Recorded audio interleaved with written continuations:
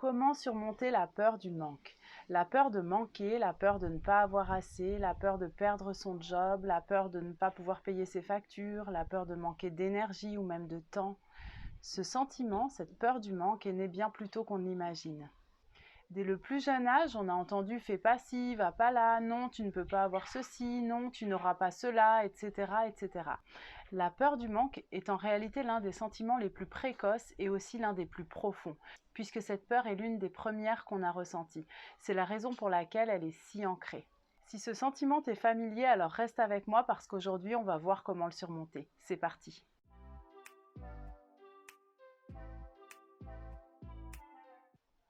Salut, c'est Mina, bienvenue dans cette nouvelle vidéo. Si tu débarques, bienvenue sur ma chaîne. Ici, tu trouveras des pistes de réflexion pour surmonter tes blocages, mais surtout des conseils pour devenir ce à quoi tu aspires. Comme je te le disais en intro, aujourd'hui, on parle de la peur du manque. Il y a énormément de personnes qui sont tétanisées par le fait de finir seules et sans argent. Chez certaines personnes, ce sentiment est conscient et chez d'autres, il est absolument inconscient.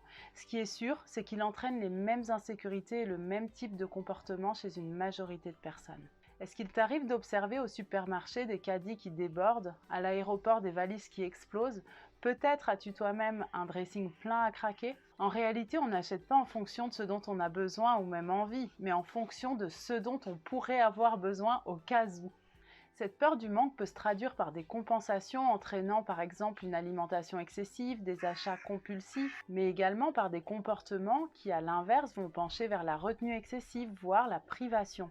Des personnes qui vont économiser jusqu'à avoir des sommes absolument astronomiques de côté et se priver par peur de manquer sans jamais avoir suffisamment d'économies pour se sentir en sécurité. Alors beaucoup trop de personnes se cacheront derrière des phrases du type « on n'a qu'une vie » ou « la vie est trop courte pour se poser des questions » ou encore « je ferai du tri quand j'aurai plus de temps » et d'autres prétexteront « mais j'ai énormément de charges, puis t'imagines si une tuile me tombe sur la tête, comment je fais, etc. etc. » Apprends à apprécier ce que tu as, le fait d'être en vie et en bonne santé, le bonheur d'entendre tes enfants rire, d'avoir un toit sur la tête, une maison propre qui sent bon, aller faire une balade en forêt, partager un bon repas avec des amis.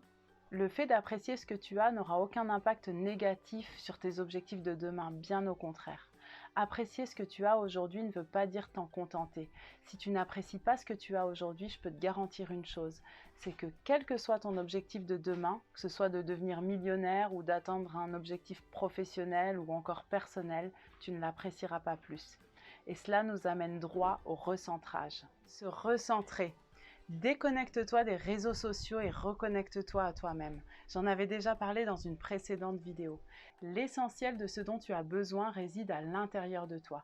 Donc fais une détox des réseaux sociaux de temps à autre sur une base régulière et rappelle-toi qui tu es, quelles sont tes valeurs profondes et qu'est-ce qui t'anime réellement dans la vie. Plus tu vas pratiquer, plus tu vas voir et sentir l'abondance. Souviens-toi que ta vie est le reflet de ce que tu as à l'intérieur de toi et donc tout part de là. Est-ce que tu te souviens de la dernière fois que tu as passé du temps avec toi-même? Donne-toi rendez-vous régulièrement parce que c'est la meilleure façon d'apprendre à te connaître, d'explorer ton potentiel et de mobiliser tes ressources. Pose-toi les bonnes questions. Lorsque tu identifies un comportement excessif, interroge-toi. Est-ce que j'en ai vraiment besoin? Est-ce que c'est bon pour moi? Si tu peux répondre à ces questions, alors le choix sera fait consciemment.